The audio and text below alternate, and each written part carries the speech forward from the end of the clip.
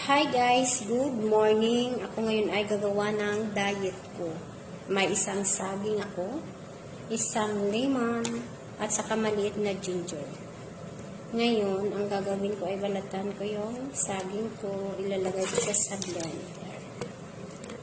Ayan. I-blend ko siya guys. Maliit lang na ginger ko. Ngayon, yung balat ng banana ko ay, saging ko ay, ilalagay ko siya rito. Sa maliit na yung lemon ko, kuhanan siya ng kunti. Ngayon, hiwain ko siya, yung lemon ko. Kuluan ko siya.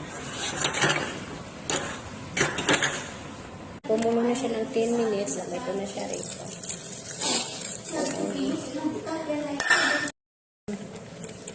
Ano, wala na sa uso.